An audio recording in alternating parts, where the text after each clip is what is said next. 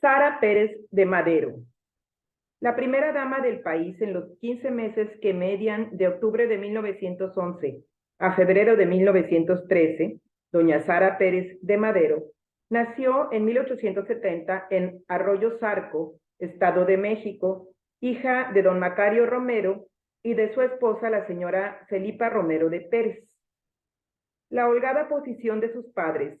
la llevó a mejorar su educación en los mejores colegios de la Ciudad de México, y en virtud del fallecimiento de su madre, don Macario decidió mandarla fuera del país, a San Francisco, California,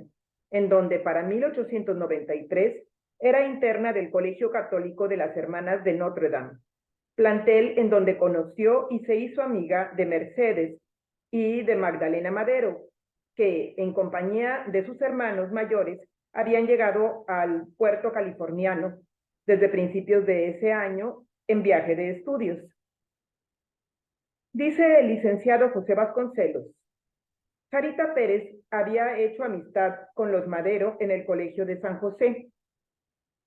Los domingos, las señoritas estudiantes recibían las visitas de sus familiares, salían a pasear con ellas por los parques y los teatros, las playas de San Francisco.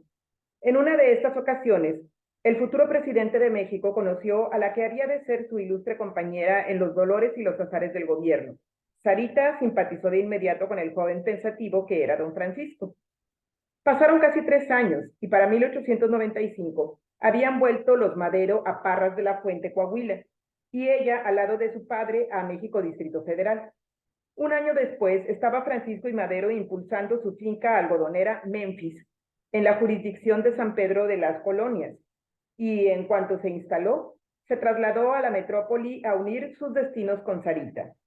Juntos hicieron el emporio agrícola de Memphis, juntos ayudaron a los desvalidos de San Pedro de las Colonias, juntos elevaron la situación económica, intelectual e higiénica de los peones que trabajaban con ellos.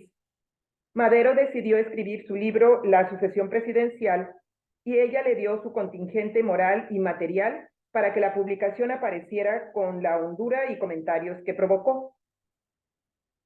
Juntos llegaron a México a afiliarse en el Partido Nacional Antirreeleccionista, fundado por el licenciado Emilio Vázquez Gómez,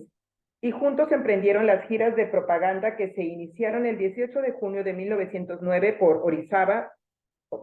Veracruz, Mérida, Campeche, Tampico y Monterrey, a donde llegaron el 11 de julio. Juntos emprendieron las giras de propaganda que se iniciaron el 18 de junio de 1909 por Orizaba, Veracruz, Mérida, Campeche, Tampico y Monterrey, a donde llegaron el 11 de julio. Brevemente volvieron a su semiabandonado nido de amor de San Pedro de las Colonias, en donde enfermó de cálculos hepáticos don Francisco, y al terminar su convalecencia, partieron a México, visitaron Puebla y emprendieron la segunda gira a partir del 21 de diciembre, visitando Querétaro, Guadalajara, Colima, Manzanillo. Se embarcaron en el Acapulco para estar el 2 de enero de 1910 en Mazatlán y seguir a Culiacán, Álamo, Navojoa, Guaymas y Hermosillo. Por dificultades con las autoridades no visitaron ni Nogales ni Cananea, y por territorio norteamericano se trasladaron a Ciudad Juárez, Chihuahua, Torreón y de nuevo, a Ciudad Juárez, Chihuahua, Torreón y de nuevo a San Pedro de las Colonias, en donde esperaron 3 meses, a fin de llegar oportunos a la Convención Nacional Antirreeleccionista del Tívoli del Eliseo del 15 de abril de 1910, en la cual se eligió la fórmula Francisco y Madero, doctor Francisco Vázquez Gómez, para participar en las elecciones presidenciales de julio de ese año. Sarita acompañó a su esposo en el mes y medio de su estancia en México, y el 4 de junio salieron en la tercera gira de propaganda política, tocando San Luis Potosí, Saltillo y Monterrey, donde don Francisco y su secretario, el licenciado Roque Estrada, fueron aprehendidos, encarcelados y procesados en San Luis Potosí. Ella, entre angustia y desesperación, permaneció en Monterrey en espera del triunfo de la revolución. Y nuevamente, al lado de su esposo, Llegó a México en la entrada triunfal del 7 de junio de 1911.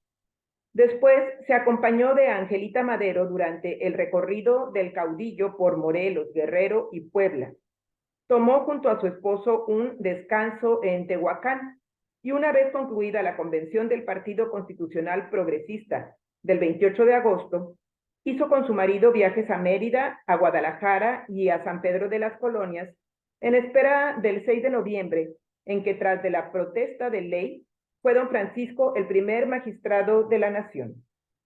Seguía siendo doña Sara, la misma mujer mesurada y bondadosa de México, de San Francisco y de San Pedro de las Colonias. Al lado del ciudadano presidente de la República, atendía las recepciones formales e informales de Palacio y de Chapultepec.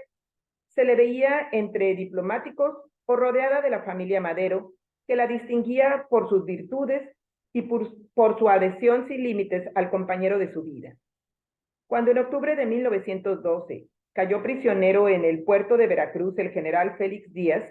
las damas de la aristocracia del Porfiriato fueron en su busca, apelando a sus sentimientos para que intercediera en favor de la vida del preso, y logró que su esposo dilatara el juicio y que el preso fuera alojado en la penitenciaría del Distrito Federal. 3 meses y medio después ocurrió la decena trágica, la aprehensión del presidente Madero en Palacio Nacional al mediodía del 18 de febrero y su asesinato a las 11:30 de la noche del día 22. Ella, con algunos miembros de la familia Madero,